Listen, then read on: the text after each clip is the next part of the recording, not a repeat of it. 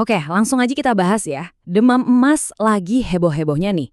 Dan semua orang kayaknya bertanya-tanya, ini waktu yang pas buat masuk atau justru waktu yang tepat buat keluar? Tenang, dalam beberapa menit ke depan, kita bakal bedah sejarahnya buat cari jawabannya.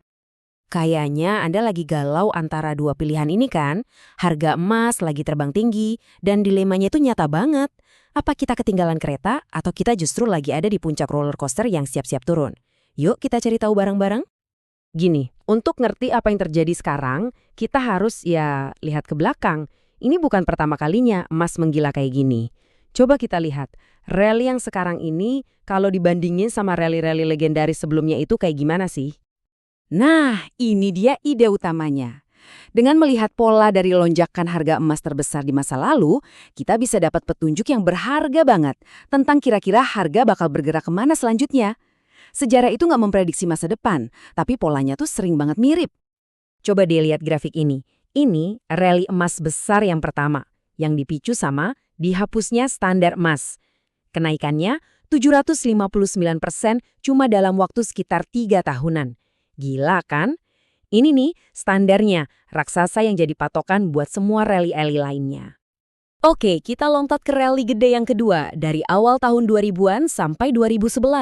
Waktu itu, krisis finansial global bikin investor panik dan langsung lari nyari aset aman. Dan emas pun meroket 566%.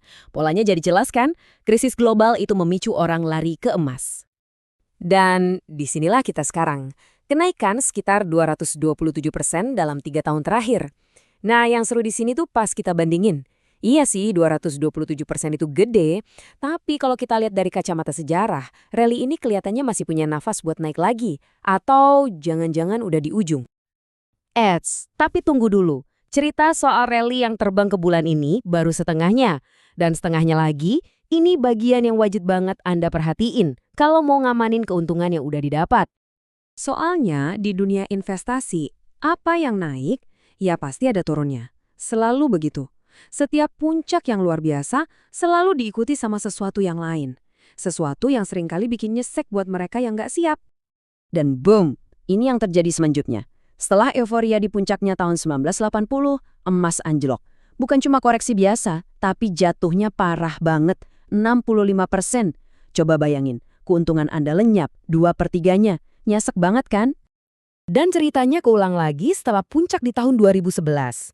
Kali ini penurunannya 45%. Emang nggak separah tahun 80-an. Tapi tetap aja itu penurunan yang signifikan banget. Intinya jelas banget. Sejarah nunjukin setiap rally gede pasti diikuti koreksi gede. Oke, jadi kita tahu nih, ada potensi buat naik lagi, tapi ada juga resiko anjlok yang lumayan seram. Terus gimana dong cara ngakalinnya? Yuk kita bahas strategi praktis yang bisa Anda pakai buat ngambil keputusan yang cerdas. Nah, ini dia pertanyaan jutaan dolarnya. Jawabannya, wah, beda-beda tiap orang. Dan semuanya tergantung sama satu hal penting banget. Dulu Anda beli di harga berapa? Nih, ada cara gampang, kita sebut aja aturan separuh harga. Gini caranya. Pertama, catat harga emas tertinggi saat ini. Kedua, bagi 2. Ketiga, dan ini kuncinya, bandingin angka itu sama harga pas Anda beli emas dulu. Gini cara pakainya. Kalau harga beli Anda itu jauh di bawah titik separuh harga tadi, wah, Anda di posisi yang aman banget. Sekalipun nanti harganya anjlok, Anda kemungkinan besar masih untung, bisa lebih tenang lah. Nah, coba pikirin deh, posisi harga beli Anda di mana? Soalnya, kalau harga beli Anda di atas titik separuh harga itu, hati-hati, Anda ada di zona bahaya. Koreksi besar bisa aja ngabisin semua keuntungan Anda, bahkan bisa bikin rugi. Nah, kalau kasusnya begini, mungkin bijak kalau jual sebagian besar buat ngunci keuntungan. Oke, tadi kita udah ngomongin angka, grafik, teknikal lah. Tapi ujung-ujungnya keputusan investasi itu kan adanya di sini nih, di kepala kita. Yuk kita ngobrolin sedikit soal psikologinya. Ini penting banget buat diingat. Keuntungan di atas kertas itu ya belum beneran untung. Itu cuma angka di layar. Keuntungan yang asli itu ya duit yang udah masuk rekening bank setelah Anda klik jual. Sebelum itu semuanya cuma ilusi. FOMO, musuh bebuyutan semua investor. Pernah merasa gini kan, duh gimana kalau harganya naik lagi ya abis gue jual? Nah, Itu namanya FOMO. Rasa takut ketinggalan inilah yang sering bikin orang nahan kelamaan, berharap dapat untung lebih, malah akhirnya nontonin keuntungannya hilang pas pasar berbalik arah.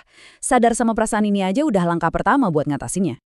Dan kita tutup dengan kata-kata bijak yang nggak ada matinya ini. Pas semua orang lagi serakah, lagi euforia sama emas, mungkin itu justru saatnya kita buat sedikit waspada dan mikirin buat ambil untung. Sejarah, angka, sama psikologi, semuanya nunjuk ke arah yang sama. Keputusan terbaik itu diambil pakai kepala dingin, bukan karena ikut-ikutan demam emas. Jadi, pertanyaannya sekarang bukan cuma emas mau kemana, tapi Anda mau gimana?